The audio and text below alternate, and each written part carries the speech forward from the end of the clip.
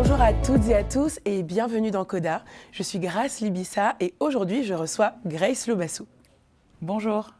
Bonjour Grace et bienvenue et merci d'être là. On a presque le même nom mais on n'est pas la même personne. Exactement.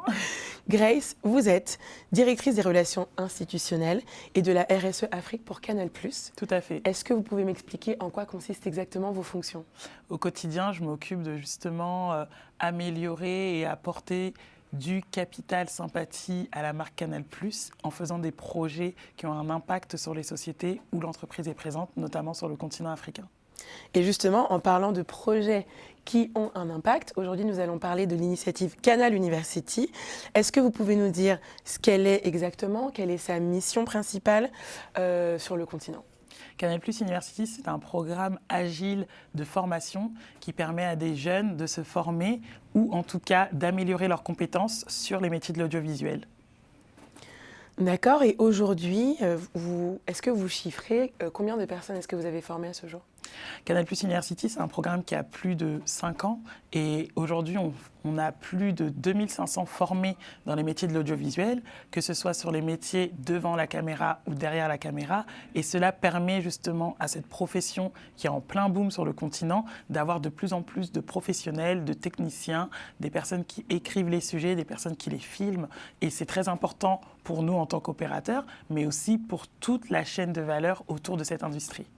Alors justement, j'allais vous demander concernant les personnes que vous formez. Donc vous le dites, il y a des techniciens, des journalistes, donc c'est devant, derrière la caméra. Il y a énormément de métiers. On ne le voit pas forcément quand on est face à un écran, mais c'est une profession qui a énormément de métiers différents. Est-ce que ça s'adresse aux jeunes diplômés ? Est-ce que ça s'adresse aux personnes qui sont en train de se diplômer ? Est-ce que c'est professionnalisant? Est-ce que c'est sur toute la chaîne de développement? Est-ce que vous pouvez nous en dire plus? Bien sûr. Alors, le fait d'être agile nous permet de vraiment nous positionner avec des formations pour les jeunes, ceux qui sortent d'école, des jeunes diplômés qui n'ont pas encore travaillé. Et on a d'autres formations qui sont pour les professionnels, ceux qui sont déjà confirmés. Et c'est vraiment l'agilité et le fait qu'on soit dans l'industrie de l'audiovisuel qui nous permet de faire ça. C'est-à-dire qu'aujourd'hui, quand on s'adresse à des jeunes diplômés, on est sous un format masterclass, on est sur un format pour leur expliquer les bases et les faire justement découvrir les métiers. Quand on est avec des confirmés, on est sur un format terrain, networking, qui permet aussi à ces confirmés de se connaître et de monter des projets entre eux. Donc, on a la possibilité d'avoir différentes formes de formation dans Canal+ University sur tous les métiers. Bien sûr, les métiers de la réalisation sont des métiers qui font rêver et qui appellent énormément de gens, mais on a aussi des formations très, très, très pratiques sur le son, l'image, qui là plaisent à un certain type de profil, de techniciens comme on dit, et qu'ils peuvent justement appliquer ce qu'on leur a appris, échanger entre eux, et souvent on a des beaux projets entre deux professionnels qui naissent, et ça pour le coup ce sont des formations où les gens sortent gagnants, et même les formateurs, parce que les formateurs, eux, vont pouvoir avoir un vivier de personnes prêtes à travailler comme les formateurs le souhaitent, et ça c'est précieux pour la suite. Alors justement, en parlant des formateurs, qui sont-ils ? Est-ce que comment vous les choisissez, vous les recrutez ? Et je serais curieuse de savoir s'il y a des personnes qui ont été formées et qui reviennent en tant qu'intervenants, qu'intervenantes et que formateurs, formatrices. Alors, je vais répondre directement à votre dernière question. Il y a des personnes qui ont été formées il y a 5 ans, qui aujourd'hui écrivent des séries pour nous et qui peuvent, quand ils le souhaitent et quand ils ont le temps, c'est plus une question de temps, former nos jeunes pousses. Donc on est sur un cercle totalement vertueux. Et comment on trouve les formateurs ? Tout simplement des professionnels qui sont sur le terrain. Quand par exemple on coproduit un film et on lie des liens avec la personne qui nous amène ce film, et bien justement on lui pose la question, est-ce que tu as envie de redonner ? Les gens le font déjà naturellement, surtout sur le continent africain. Un réalisateur va toujours être accompagné d'un co-réalisateur ou d'un jeune réalisateur qu'il a envie de former. Nous, on a juste ajouté un cadre qui permet justement de faciliter ces échanges là et de pouvoir faire un lien naturel sur sa profession. Donc les formateurs, ce sont des professionnels, ce ne sont pas des gens qui sont dans la théorie, ce ne sont pas des gens qui sont dans les bureaux. Et les formateurs, ce sont des gens avec qui on a l'habitude de travailler ou qui nous ont soumis des projets qui ont fonctionné et en qui on a confiance. Donc ce ne sont pas forcément des personnes qui travaillent chez Canal+, même de moins en moins parce qu'on essaye de varier les partenariats, mais ce sont des gens qui ont le terrain, qui sont sur le terrain et qui le font déjà naturellement. Et donc c'est extrêmement concret finalement parce que n'y a rien de plus concret que de travailler avec une personne qui elle-même est sur le terrain en permanence. Et donc non seulement on apprend et non seulement on fait grossir son réseau au même niveau parce que comme vous dites, il y a des formés qui créent des projets ensemble, mais en plus on rencontre des formateurs qu'on peut recroiser plus tard dans la vie professionnelle. Et donc ça présente quand même énormément d'opportunités. Exactement, c'est pour ça que l'agilité, en fait, elle s'est présentée à nous. Le fait de ne pas être une école en dur, le fait de ne pas avoir de règles trop strictes permet justement des liens qui sont plus naturels. Et pour moi, c'est ça qui fait que Canal+ University fonctionne. C'est parce que quand un projet va à l'antenne, une émission, un court-métrage, un documentaire, nous, on est là pour se dire, tiens, les personnes derrière qui ont fait que ce projet fonctionne, on peut les contacter pour faire du transfert de compétences. Et c'est là qu'on a besoin de personnes sur le continent parce que les idées, on les a. Pour le coup, on va en parler, la jeunesse regorge de nouveaux récits. Et en fait, tout ce qui manque, c'est ce petit cadre, ce vernis professionnalisant qui va non seulement leur permettre d'en faire un métier, mais aussi, pourquoi pas, de les exporter régionalement et parfois internationalement. Alors, on reviendra plus tard sur la jeunesse qui a énormément de récits parce que c'est un sujet qui nous passionne énormément. Pour continuer sur l'aspect technique organisationnel, est-ce que vous pouvez nous dire concrètement ce qu'on peut retrouver dans une formation? Parce que il me semble que ça a commencé surtout sur des formations de journalistes. Là, c'est beaucoup plus large. Il y a aussi donc des réalisateurs de fiction, enfin des auteurs, des réalisateurs de fiction.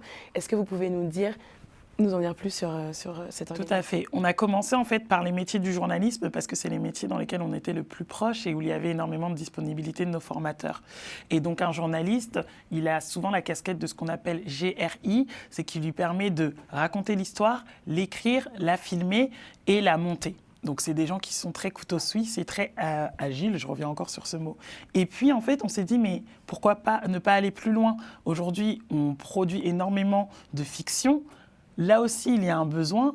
Allons-y. Alors au début, c'était une formation par-ci, par-là pour nos propres séries Canal+. Et en fait, on s'est rendu compte qu'il y avait énormément, qu'on n'était qu'une goutte vraiment dans cet océan de projets. Et donc, on s'est dit, bah, tiens, on va s'intéresser à la réalisation qui passionne parce que c'est là le cœur de métier. Et puis, bah, pour bien réaliser, il faut des bons acteurs. Donc après, on s'est développé aussi sur l'acting. Et puis, on s'est dit, mais l'acting, les décors, ça compte aussi. On s'est intéressé aux décors. Donc vraiment, ça a été très étape par étape, détail par détail. Et c'est pour ça que 5 ans après, on se dit, on couvre quand même la majorité. Mais on a encore des métiers à découvrir. On est en train de travailler sur les effets spéciaux, l'animation. Et en fait, plus on avance, plus on se rend compte qu'il y a des maillons qu'on n'a pas encore touchés. Donc c'est ça la beauté aussi de ce programme, c'est qu'il s'adapte à ce continent qui est très riche et aux pays qui ne sont pas du tout au même stade. Alors justement, tout est passionnant. Je rebondis parce que vous avez parlé des différents pays. Comment est-ce que vous choisissez les pays dans lesquels vous intervenez? Comment est-ce que ça fonctionne? Je m'interroge notamment parce que la façon de raconter les histoires ne va pas être la même selon qu'on se trouve au Cameroun ou en Côte d'Ivoire. Même si on peut parler d'une culture afro-subsaharienne, bien sûr, les récits ne vont pas être les mêmes, les histoires ne vont pas être les mêmes. Comment est-ce que vous choisissez? Comment est-ce que vous vous organisez? Et est-ce que justement vous essayez de créer des ponts pour permettre, je ne sais pas, par exemple, à une réalisatrice qui se trouve en Côte d'Ivoire et une réalisatrice qui se trouve au Congo de pouvoir travailler ensemble? Est-ce que ça contribue aussi à ces réseaux dont vous parlez? Tout à fait. Le fait d'avoir aujourd'hui des festivals qui sont de plus en plus en vogue sur le continent africain, on a vraiment, et je n'ai pas envie de les citer pour en oublier, mais on a vraiment des festivals de cinéma maintenant dans les principaux pays d'Afrique francophone, par exemple. Et donc, nous, on s'attache à ces manifestations où, justement, on a envie d'être un peu dans les coulisses pour voir qui a fait quoi. Et justement, quand on voit qui a fait quoi, on crée ce réseau-là. Ça nous permet d'avoir du contenu, mais ça nous permet aussi d'avoir des relations avec des personnes qui sont dans le métier. Et ensuite, les ponts, j'ai envie de dire, les personnes le font déjà naturellement de par les migrations entre pays. Quand on est en Côte d'Ivoire, on retrouve des Camerounais, des Burkinabés qui sont déjà là et qui viennent en fait travailler. Et nous, on ne vient pas leur faire le pont, on vient juste exposer justement en disant tu es en Côte d'Ivoire d'origine camerounaise, mais ça serait bien qu'on t'accompagne au Cameroun, par exemple, que tu puisses faire ce give back, comme on dit en anglais, dans ton pays d'origine, si ça t'intéresse, bien sûr, parce qu'on sait que l'histoire ne sera pas racontée de la même manière. Pour vous donner un exemple très concret, en Afrique centrale, et on a beaucoup de projets qui sont au Congo, au Cameroun, on a des projets qui tournent autour du fleuve ou de Mami Wata, qui est donc un personnage vraiment lié à la culture bantoue. Et quand on a fait une formation, on s'est rendu compte que les personnes d'Afrique de l'Ouest ne connaissaient pas ce personnage de Mami Wata. Et donc, la personne qui était en train d'écrire sur ce sujet-là, non seulement elle a raconté ce récit, elle l'a donc exporté, et eux, ils vont en faire une adaptation ou en tout cas l'intégrer dans leur récit. Donc on fait des ponts comme ça dans nos imaginaires, les personnes qui viennent d'Afrique centrale, les personnes qui viennent d'Afrique de l'Ouest, là où vraiment c'est là où on travaille le plus. Et on se rend compte aussi qu'il y a plein de choses à apprendre sur nos imaginaires et qu'il est tellement divers que c'est sans fin. Et c'est ça qui est bien dans l'audiovisuel, c'est qu'il n'y a pas de fin dans les histoires qu'on raconte. Ben, Pardon, j'ai un bug.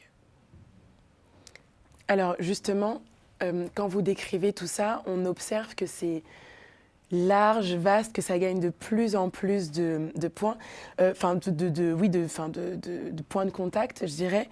Et justement, est-ce qu'il y a quelque chose qui est mis en place pour le suivi concrètement, ou est-ce que, parce que ce sont quand même des métiers où le réseau est très important, certes, mais où c'est quand même difficile, et vous avez 2500 personnes formées, donc j'imagine que ça doit être compliqué quand même de pouvoir suivre tout le monde. Comment est-ce que vous faites pour ça? Est-ce que vous attendez des personnes qui se forment, qu'elles soient aussi, elles, à l'initiative des prises de contact, à l'initiative de partager leurs projets? C'est très difficile. Non seulement ces métiers sont difficiles, et encore plus sur le continent où l'économie n'est pas encore viable. L'économie des industries culturelles et créatives, dont l'audiovisuel fait partie, n'est pas une économie sur laquelle les États africains comptent, mais c'est en train de changer. Et donc justement, quand on a 2500 personnes formées, elles ont un rôle capital dans l'installation de cet écosystème. Donc forcément, on ne peut pas tous les suivre. On a des groupes, on a fait un annuaire, notamment pour la partie Afrique de l'Ouest, si vous avez besoin d'un technicien dans tel ou tel domaine ou autre. Donc on a ces outils-là, mais il faut parler aussi des offres. Comment ces personnes-là vont trouver une pige, un métier, un projet. Et là, par contre, on a vraiment besoin d'être tous en marche pour que les offres soient visibles, que les projets soient connus. Et pour vous donner un exemple très concret, on a des métiers où, il y a 3 ans, on n'avait qu'une seule personne pour le son. Et donc, au Sénégal, on cherchait cette même personne. En Côte d'Ivoire, on cherchait cette même personne. Au Burkina, qui est un pays du cinéma, on cherchait la même personne. Ce n'est pas possible. Aujourd'hui, on en a 36. Les 36 ne vont pas travailler au même rythme, mais en tout cas, on peut avoir plusieurs projets en même temps parce qu'il n'y a pas qu'une seule personne qui s'occupe du son bien fait. C'est ce que j'ai envie de dire aussi, il faut que le travail soit bien fait. Et nous, l'exigence, elle est aux normes internationales, c'est-à-dire qu'on veut un son irréprochable parce qu'on veut que ce programme soit regardé en Afrique centrale, mais aussi, pourquoi pas, en France, mais aussi, pourquoi pas, au Canada. Et ça, c'est cette exigence-là qui fait la différence entre un très, très bon élément et un passionné qui le fait de côté.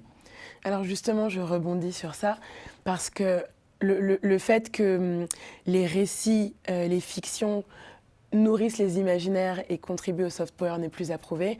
Par exemple, il y a des personnes qui découvrent la Corée du Sud grâce à la K-pop, grâce au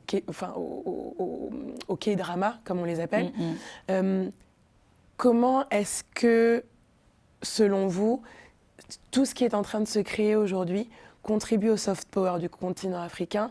Quelle est l'ambition aussi? Vous l'avez un peu dit. Est-ce qu'il y a une stratégie en place? Enfin, les stratégies en général, ça reste un peu secret, mais qu'est-ce que vous pouvez nous dire de votre vision et de l'ambition de cette mission? Les récits africains ont été pris par d'autres contrées. C'est-à-dire que Les gens ont découvert, notamment en Occident, une Afrique futuriste grâce à Black Panther. Ou si on remonte plus loin, une Afrique forte dans des récits qui n'ont pas été écrits par les Africains, mais qui ont fonctionné. Kirikou est un dessin animé qui a encore aujourd'hui des chiffres impressionnants. Le Roi Lion, même si on ne peut pas le mettre sur la carte, ça parle swahili, on sait que ça vient du continent africain, mais tous les revenus du Roi Lion sont américains. Donc aujourd'hui, on a envie de faire partie de cette mouvance où les récits sont écrits par des personnes originaires du continent. On a envie de se les réapproprier. Exactement. Bien sûr. Produits, et c'est là où on intervient, c'est-à-dire produits du technicien au décor, aux acteurs sur le continent africain, et exportés par le continent africain sur le monde. Vous avez donné l'exemple de la Corée, c'est un exemple magistral. Et aujourd'hui, on en est à l'étape où on n'a plus à prouver nos histoires. Elles sont là, elles sont en plus fortes et riches. Il faut pouvoir les produire, donc il faut des gens qualifiés, et ensuite il faut pouvoir les exporter. Et là, il faut des industries solides. Donc, on a encore une marge de progression énorme, mais on a le plus précieux, c'est-à-dire les récits qui passionnent. Et donc moi, j'ai bon espoir avec justement tous ces acteurs et cette envie, et aussi les États qui commencent à investir, que dans quelques années, une petite décennie, on ait des succès comme ceux que j'ai cités, parce que justement, ce sont des histoires qu'il faut se réapproprier. Alors justement, vous parlez de l'évolution, vous avez mentionné qu'il y avait un seul ingé son et maintenant il y en a 36. C'est quand même très très impressionnant. Est-ce que vous avez d'autres exemples concrets et tangibles du développement et de l'amélioration des productions locales? Qu'est-ce que vous observez, vous, même, je ne sais pas, par exemple, en termes d'organisation de casting, par exemple, de recrutement, d'écriture, de collaboration qui peuvent exister, de visibilité, d'impact des réseaux sociaux, etc. Qu'est-ce que vous pouvez nous dire de ça? Il y a plein de choses, il y a plein de belles histoires grâce à ces améliorations-là. Aujourd'hui, quand une histoire est filmée sur le continent, les rushs n'ont plus besoin de venir en France, aux États-Unis ou autres. On a des studios de montage dans les principaux pays cités. On va s'accrocher à la Côte d'Ivoire, au Nigeria, au Sénégal, au Cameroun. Et pour avoir des exigences internationales et pouvoir présenter, par exemple, des courts-métrages, des fictions à Cannes, on peut aller même au Maroc, qui a vraiment développé une stratégie incroyable sur les contenus et qui a des studios qui sont d'une qualité dont on pourrait douter si on ne les voit pas, parce qu'en fait, ils ont investi dessus, et aujourd'hui, eh bien, on a des séries de qualité, notamment en animation, qui sont développées, qui vont à côté, au Maroc, on les met en capsule, et ils peuvent être achetés par des studios américains sans aucun problème. Et c'est quelque chose que le Nigeria fait très bien. Donc, finalement, tout commence à se faire avec, on économise du déplacement parce que tout se fait sur place. Et ça, c'est une richesse dans le récit qu'on raconte. Ensuite, je pense qu'il y a aussi des ponts qui se sont faits naturellement. On n'a pas parlé du Nigeria, c'est un pays anglophone qui domine sur le marché du contenu et des histoires grâce à l'industrie de Nollywood. Mais aujourd'hui, le Nigeria pousse justement toute la corne avec les pays voisins, le Bénin, le Togo, le Ghana, avec justement ces ingé-sons qui, au final, parlent anglais, vont se déplacer et vont travailler au Bénin, au Nigeria, pour des projets d'envergure. Aujourd'hui, au Nollywood, ça va dans les cinémas, etc. Donc, les histoires, il y en a beaucoup. Et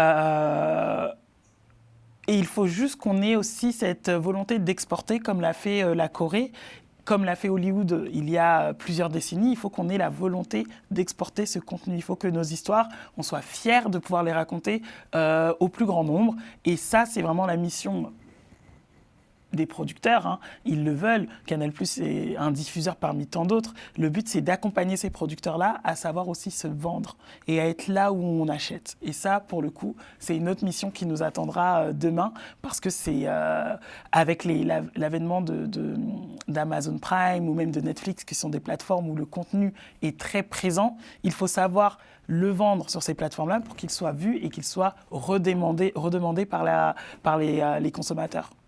Oui, parce que ce sont des métiers dans lesquels on doit constamment, je vais dire, se battre, entre guillemets, parce que d'abord, on écrit un projet, il faut se battre pour le faire produire, pour pouvoir le réaliser, il faut l'organiser, etc. Et derrière, même une fois qu'on est sur la plateforme, il faut pouvoir être visible et vu parce qu'il y a énormément de contenu et on ne sait pas si l'algorithme va pousser nos contenus. Exactement. Donc il y a cette stratégie-là aussi qui est particulièrement Exactement. importante. Et on peut voir sur d'autres plateformes qu'il y a des créateurs du continent africain qui se sentent invisibilisés et c'est d'autant plus important de pouvoir leur donner les armes pour valoriser ces récits qui sont si importants. Tout à fait, tout à fait. C'est vraiment des outils marketing qui viennent renforcer ces contenus-là et qui viennent les exposer. Alors aujourd'hui, grâce au festival, et encore une fois, c'est eux qui impulsent la démarche. Il y a beaucoup de gens qui viennent regarder les films en compétition pour justement avoir une idée de ce qui se fait sur le continent. Mais il ne faut pas s'arrêter aux projections de festival. Il faut ensuite, derrière, essayer de le rendre visible au plus grand nombre. Et ça, c'est un défi qui vraiment demande énormément de travail et de créer des coalitions, j'ai envie de dire, entre pays, entre producteurs, entre réalisateurs, pour se mettre dans des projets et s'unir pour qu'ils soient visibles. Est-ce que vous pouvez nous dire comment cette initiative s'inscrit dans la stratégie plus large de Canal+ Afrique, dans le sens de Canal+ tout court d'ailleurs, dans le sens où il y a quand même un désir d'accompagner la visibilité de ces contenus, non seulement en les mettant en avant sur les chaînes du groupe, mais aussi avec les cinémas qui peuvent exister sur le continent. Parce qu'effectivement, quand vous parlez de pouvoir pousser la vie d'un film en dehors, c'est vrai que lorsqu'on a très très peu de salles de cinéma, c'est quand même difficile de pouvoir valoriser ça. Donc, qu'est-ce que vous pouvez nous en dire ?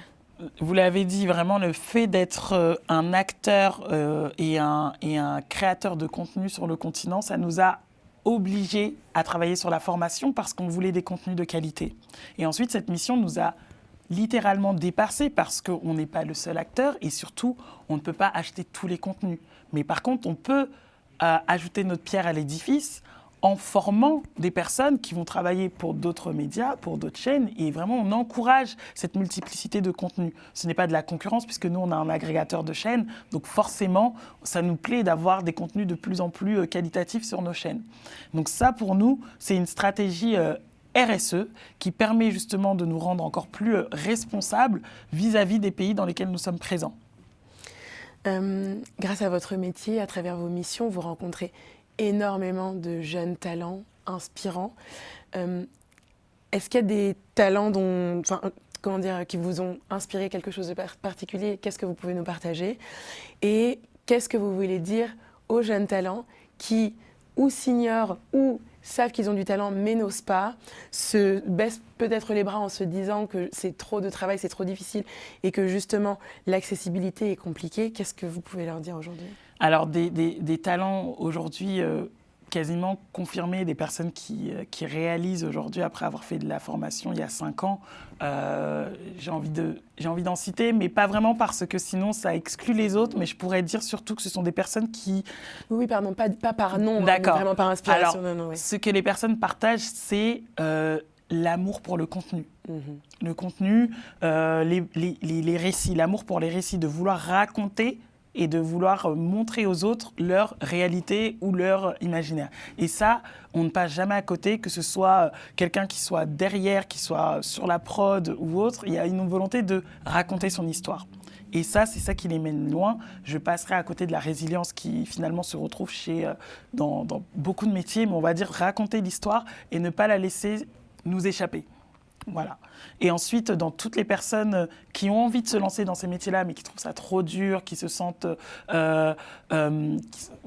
pas légitimes ou autres, je pense qu'il faut aujourd'hui prendre les outils en main qu'on a sur Internet, se former quelquefois gratuitement sur certaines plateformes, consommer du contenu même différent qui nous paraît loin de nos sujets de conversation, ne pas hésiter à prendre ce qui est à disposition gratuitement.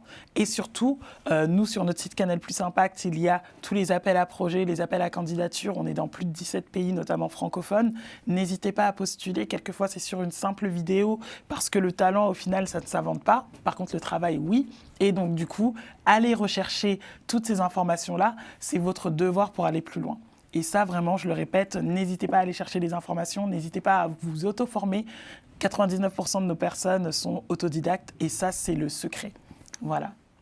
Et ce serait une très, très, très belle conclusion. Grace Loubassou, merci beaucoup. Merci pour l'invitation. D'être venue nous voir dans Coda, d'avoir partagé ce très beau projet qui est inspirant.